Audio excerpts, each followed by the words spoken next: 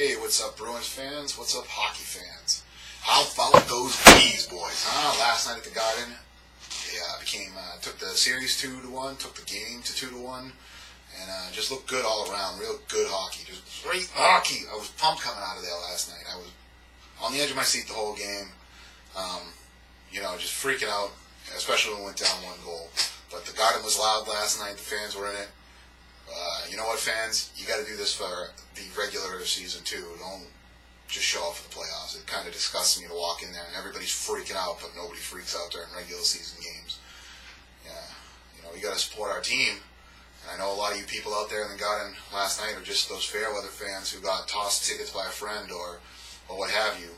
But let me just tell you this: last night's game, playoff games, I saw more pink Bruins jerseys than I've seen all year combined in one game last night.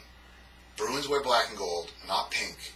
Get a gun, put it in your mouth, pull the trigger, or burn your pink jersey, one of the two. I'll do both of them for you. I'll shoot you and I'll burn your jersey.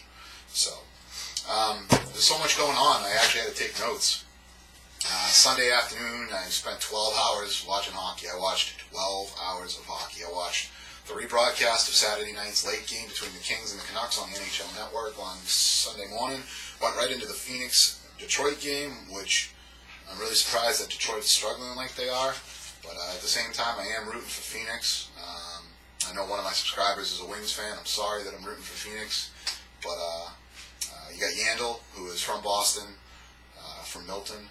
And you got Derek Morris and Petri Jokelainen on the Phoenix Coyotes. Both those players wore some black and gold. Even if it was only for half a season for Demo, I still liked him a lot. And I really don't understand why we got rid of Demo to bring Seidenberg into the picture. It was like a lateral trade, pretty much. So still like to see Derek Morris do well. Like to see Phoenix do well.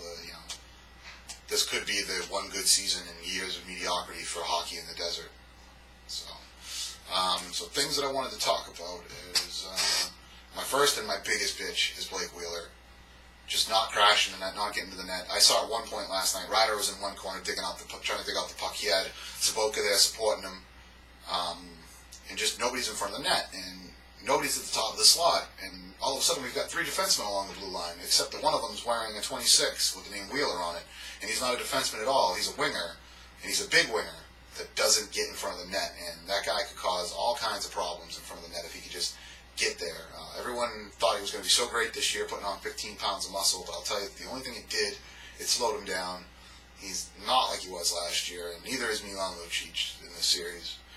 As far as Lucic goes, it's like he is just afraid to get back into the game. He had the broken finger, the high ankle sprain right after he got back, and then a broken nose. And I don't need you to go out there and score 30 goals. I need you to go out there and hit people and punch people in the face. You've got Recchi and Bergeron on the line with you. You're obviously not the strong point on that line. But, do something. Just get in there and give them hell. Don't be afraid. Stop being afraid because you look awful.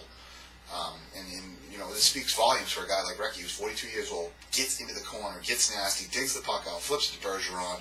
We get a goal. But a guy like Blake Wheeler can't do it. And I was always, on a guy like Kessel for not digging out pucks in the corner and not skating after pucks that involve physical play, Get in there. Get physical. You're big. You're huge. You're one of the biggest guys on our team.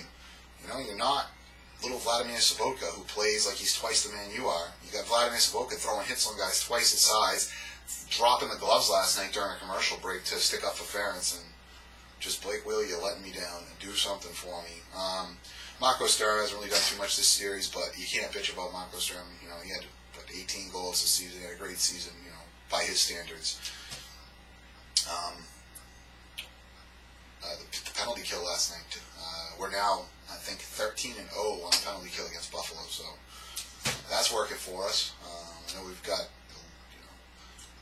always room for improvement on anything, but how do we improve an 0 for 12 or an 0 for 13 penalty kill? But just keep it tight and keep it going, and that's pretty much it.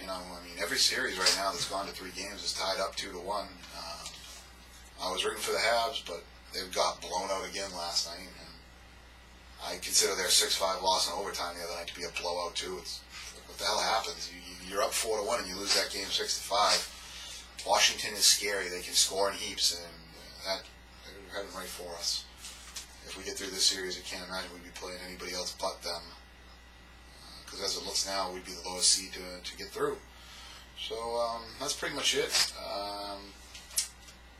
Comments, subscriptions would be appreciated. I'm just starting out here, trying to build it.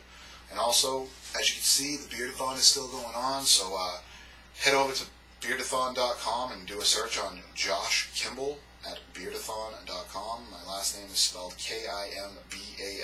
You'll have to select the team.